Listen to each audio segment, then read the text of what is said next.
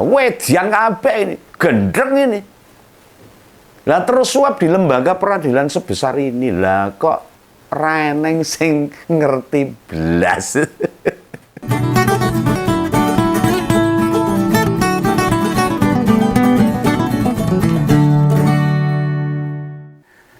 Kalau Om Begawan nyebut Zarop Richard, Ngompoles pasti tidak ada yang kenal. Jangankan Ngompoles gitu.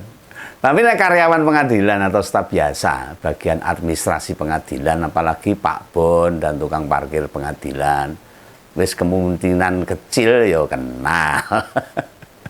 Minimal tahulah, pernah dengar gitu loh. Baik pengadilan negeri maupun pengadilan tinggi. Tapi beberapa hari mendatang ini, nama Zarop Richard bakal akan sangat tenar banget, ngetren viral. Ini orang betapa buruknya setengah mati ini. Kalau wong Jawa matanya setengah modar. Mantan kepala Balitbank alias Badan Penelitian dan Pengembangan. Itu diklat Kumdil atau Pendidikan dan Latihan Hukum dan Peradilan pada Mahkamah Agung. Ini kemarin itu membuat geger se-Indonesia ini. Nah, saat aparat Kejaksaan Agung dan Kejaksaan Tinggi Bali di Provinsi Bali sana ngosek pihak-pihak yang terkait suap Ronald Tanur, ya, peristiwa pembunuhan di Surabaya itu. Ya, ketangkaplah itu si Zarop Richard ini di Jimbaran Bali. Wah, kecekelok yang Bali. Nah, Zarop ini diduga menerima suap untuk putusan bebas Ronald Tanur. Wah, ini yo kebangetan. Itu di Jimbaran itu. Dia nginap di sebuah hotel. Tentu hotel tempatnya nginep itu dan rumahnya di Jakarta digeledah, bukan hanya di hotel, di rumahnya di Jakarta itu. Nah, betapa kagetnya semua yang melakukan penggeledahan itu. Karena total uang yang ditemukan tuh numpuk, menggunung itu. Jumlahnya sangat fantastis tuh. Mencapai 920 miliar. Hampir 1 triliun itu. Nah, selain uang, itu masih ada 51 kilogram emas murni. Wah, bayangkan. Aku tidak bisa membayangkan ini. Wih, ini kalau suap sampai segitu itu orang bisa bayangin saya ini. Ada duit 920 miliar, hampir 1 triliun itu loh. Dan itu duit semua, orang naik kertasnya, udah ada daunnya. Gak ada satupun berupa sobekan kain atau apa yang dianggap duit itu. Gak ada tuh. Nah, berdasarkan kemampuan Zarop itu, duit sebanyak itu dia kumpulkan. Itu dari tahun 2012 hingga tahun 2022. Itu 10 tahun itu. Sebab setelah tahun 2022 dia sudah pensiun. Pensiun tahu, udah berhenti menjabat. Nah, yang dimaksud dengan pengurusan kasus, dia jadi makelar, Markus namanya. Nah, semakin rendah vonis, otomatis biayanya ya semakin tinggi. Bebas tambah tinggi lagi. Ini hukum alam ini nih. Persis kayak di pasar itu loh. Ini hukum negara, urusan negara. Bangsa ini dipermalukan dengan tingkah pola para pejabat yang harusnya menjaga marwah hukum Indonesia. Wedian kabeh ini, gendreng ini. Lah terus suap di lembaga peradilan sebesar ini, lah kok reneng sing ngerti blas. Pak Jokowi 10 tahun ke ya ora krungu. Lah makelar sejak tahun 2012 loh. Zarop Richard itu. Ya ora ana tim pengawas MA, ora ana kepolisian, ora ana kejaksaan, termasuk KPK. Lah mosok semua lembaga yang berhubungan dengan peradilan, pengadilan, orang ngerti kabeh itu. Uangnya sampai hampir triliunan, ratusan miliar, hampir triliunan dengan emas puluhan kilo loh. Nah, temuan ini kan membuktikan bila pemberantasan suap atau korupsi selama pemerintahan Jokowi 10 tahun itu halah mbel, pret itu loh. Mung zong dah ini. Lah Zarop Richard ini terbukti melakukan jual beli perkara tanpa pernah sedikit pun terendus kok mambune renek. Duit yang ditemukan bukan hanya mata uang rupiah saja loh. Ada juga dolar Hong Kong, dolar Singapura, hingga US dollar. Lah wong kaya aku ini nih, kon bedake dolar Hong Kong, dolar Singapura sama US dollar ya. Kadang-kadang bingung kok. Diwenehi dolar ngertine malah duit dolanan. Iso ora tak nggo jajan itu. Gumun dengan peradilan. Enggak ada apa-apanya lah, termasuk Eko Darmanto, Andi Pramono, kuwi sing rumangsaku gede rupane mau kelas tok. Alah, ngisor banget dibanding Zarop Richard ini. Kekayaan Rafael Alun yang disita negara itu 40-an miliar. Lalu Eko Darmanto yang bekas kepala Bea Cukai Jogja itu, asetnya ya hanya 20 miliar, 20-an miliar. Dan Andi Pramono ini jane ya peran aparat penegak hukum. Nah terus buat apa? Dong apa gitu loh? Atau memang dia menjadi aparat hukum itu memang karepe tujuannya yang golek kaya ngono kuwi untuk memperkaya diri. KPK yang termasuk di dalamnya Rafael Alun itu mantan kepala Bea Cukai Makassar itu sekitar 76 miliar. Ini jane wong-wong pejabat itu kepiye. Lah ini PR buat Pak Prabowo ini. Semoga Pak Prabowo sehat dan bisa memberantas korupsi seperti ini. Kalau busuk di kepala ya semuanya bisa busuk. Moga-moga pejabat Pak Prabowo bisa konsisten, tegas untuk memberantas korupsi. Menteri yang korupsi sikat, habis. Miskinkan kalau perlu penjarakan lama. Seumur hidup kalau begitu. Rakyatnya do susah loh. Kesusahan, kesulitan dalam mencukupi hidup. Nah, mereka bandane puluhan hingga ratusan miliar edian ini.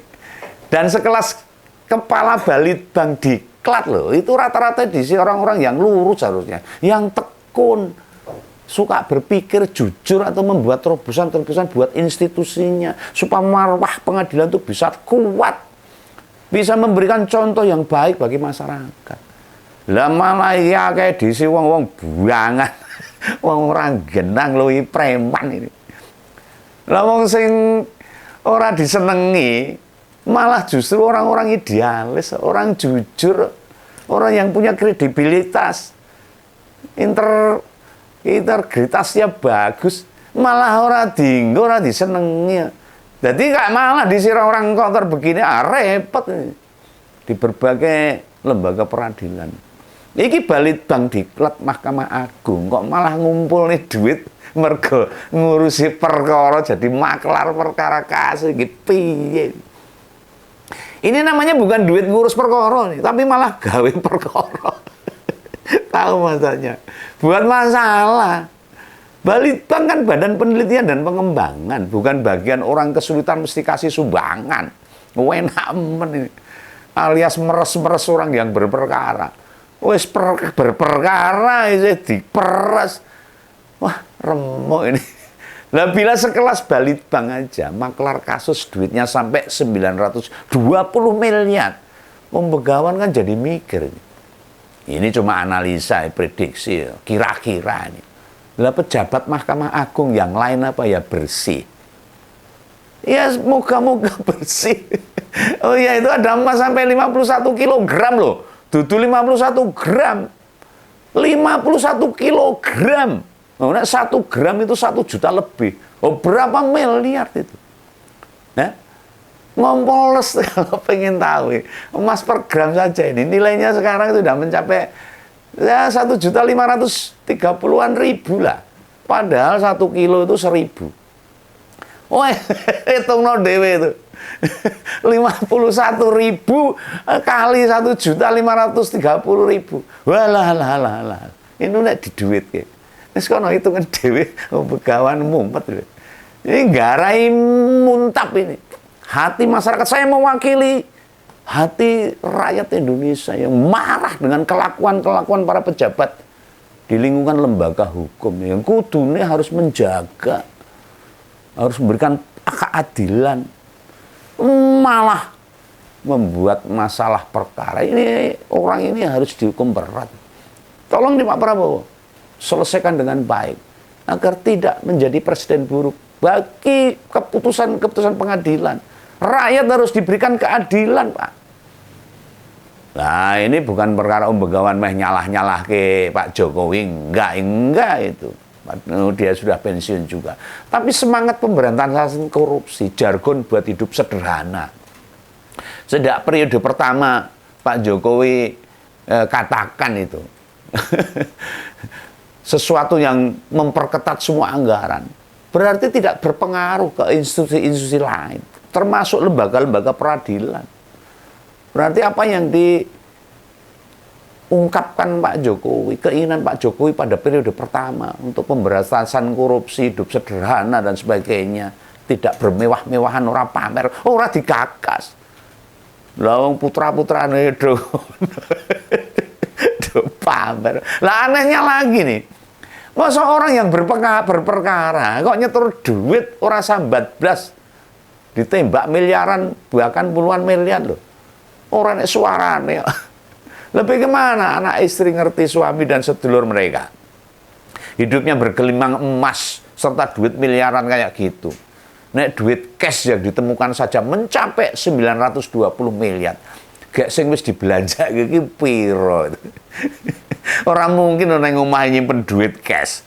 Pasti dibelikan properti, dibelikan macam-macam. Mau sampai emasnya aja 51 kilogram. Hah? Orang ngeri itu. Kayak saya wis dinggui piro buat borong apa saja itu. Mungkin ya itu tadi buat beli lemah tanah, mobil mewah, kalung permata berlian dan sebagainya. Go healing nang luar negeri bahkan tekan luar angkasa mungkin. Wis antri mau ke Mars. Ya gimana? Pasti belanjaannya juga habis ratusan miliar. Loh, Begawan nggak yakin loh. Duit itu dikumpulkan sejak 2012 dan sama sekali belum pernah dipakai. Orang mungkin loh. Wes ora ngandel blas. Aneh banget kalau nggak dibelanjakan. Mau disimpen toh buat nyuap. Hah? Hasil suap. Apa benar presiden nggak bisa membawi perilaku kayak gini? Tidak dengar. Sampai orang kerungu belas ini saya kok jadi mikir ini. Lah itu Pak Polisi, Kejaksaan hingga KPK beneran nih tidak pernah tahu kasak kusuk tentang si Raceto Zarep Risar ini. Nah semoga iya memang bener-bener nggak denger tuh. Kalian para petinggi penegak hukum nih beneran tidak tahu atau malah ikut menikmati hasilnya. Ini saya bukan tuduhan loh ini. Bukan menuduh loh ini. Lah kayaknya Kejaksaan Agung harus mendalami benar ini. Kasus-kasus apa yang pengurusan putusan peradilannya bayar ke Zarep ini apa saja ini. Sejak tahun 2012 sampai 2022. Yang kayak ginian ini bikin kita ini jadi belas nggak respect ini sama peradilan hukum. Nggak percaya gitu. Wes ora ngandel blas. Pada independensi hukum wes ora blas, ora percaya. Pada vonis hakim. Lah seminggu lalu itu saat kalian mogok, para hakim itu loh dan minta kenaikan kesejahteraan, mundak gaji, mundak bayarannya. Katanya sudah 12 tahun nggak naik haji. Itu piye? Kalau melihat ada peristiwa soal Zarep ini. Loh kita gajinya ramuda nih sabetane kokean ini. Kan repot ini kalau seperti ini. Lah Begawan itu masih percaya lah, masih percaya banget. Masih banyak hakim-hakim baik. Masih ada hakim-hakim jujur yang punya kredibilitas, integritas yang bagus. Masih banyak. Nah, itu macam Bu Albertina Ho. Dulu ada Pak almarhum Artijo Alkotstar. Itu hakim-hakim yang sangat jujur, yang bisa memberikan contoh keteladanan bagi masyarakat. Bagi yang tidak tahu siapa beliau-beliau itu, saat beliau meninggal itu, Pak Artijo itu, harta kekayaannya hanya 922 juta. Oh, iso sugih Begawan. Nggak ada itu sampai 1 miliar. Tapi namanya begitu harum. Jasanya pada keadilan itu luar biasa. Dulu beliau dikenal dengan putusan tanpa ampun. Oh, kalau sudah menghadapi tersangka koruptor, bahkan beberapa terdakwa itu membatalkan kasasi saat tahu yang akan mengadili perkaranya itu beliau. Oh, rasido dia. Kalau dia kasasi, oh, tambah berat. Kalau ketemu Pak Artijo ini, nah ngompoles. Inilah perilaku pejabat. Bila yang kita hormati itu orang-orang yang hanya kaya, yang hanya tinggi jabatannya, mungkin juga royal. Tapi kita harus menghargai siapapun. Menghargai bukan karena pangkatnya, bukan karena hartanya, bukan karena apa yang dia miliki. Hargailah seseorang karena sifatnya, karakternya. Orang akan jadi sangat materialistis, moto duiten, dan sering nyah-nyah itu. Padahal itu duit panas kabeh. Ya kayak sekarang itu zamannya pilkada ini. Kalau calon itu nyah-nyah, memberi sembako, duit, amplop dan sebagainya. Oh pasti ini akhirnya akan melakukan hal-hal yang tidak baik dan merugikan masyarakat. Ya. Ini jelas kasus yang mengerikan. Kasus Richard ini. Dan membuat mata kita. Kalau penegakan hukum suap dan mafia peradilan itu genah isih ada, masih berjalan. Apa yang mau kita bantah? Wong pejabat Mahkamah Agung yang belas berwenang loh, di soal vonis saja atau memutuskan perkara, duit cash di rumahnya mencapai segitu. Oh, dia jadi maklar kasus saja loh. Ini Begawan tak jadi ragu ini. Beneran rumahnya hanya hanya itu saja. Tidak ada lokasi lain. Yakin duitnya segitu saja. Aset yang dia miliki. Ini harus dilacak sampai sedetail-detailnya. Periksa itu istri sama anaknya. Bahkan saudara kandung maupun ipar. Lacak semua aliran duitnya. Termasuk di rekening bank. Nah, jika pemerintah sendiri, termasuk di dalamnya kalangan perbankan, juga PPATK, BKN, tidak membangun sistem single data. Lu mau sampai kapanpun. Nganti kiamat. Ya bakal begini terus, akan terjadi terus. Koruptor-koruptor baru akan terus ditemukan. Dengan duit simpanan yang nilainya sampai sulit diterima akal sehat. Ya kita akan tahu. Semua pejabat negara kan harus rutin buat LHKPN. Tiap tahun itu laporan hartanya. Fungsinya ngasih dan ngumpulkan LHKPN ke KPK buat apa? Mau ditumpuk terus diverifikasi, nggak mungkin diverifikasi satu persatu. Lah pejabat kelakuannya kayak ngono terus, rakyatnya saya ora dipikirkan. Lah wong perasaan Begawan di periode pertama Pak Jokowi itu ketat banget loh, memantau berbagai institusi. Buktinya yo bobol juga. Kasus timah itu kan dia berlangsung sejak 2015 hingga 2022. Nah, meh podo kan, hampir sama. Kerugian negara hampir 300 triliun. Mana sekarang? Negara ini sebenarnya kaya luar biasa. Bahkan saking kayangnya, saking sugiye, pejabat-pejabat korup itu brengseknya melebihi batas. Sulit diterima sama akal sehat kita. Ciloko ini rakyat kita ini. Ya ini ungkapan Begawan, kemarahan Begawan. Agar Pak Prabowo mendengarkan dan konsisten untuk memberantas ini semua. Pesan Begawan, salam Begawan, dadah.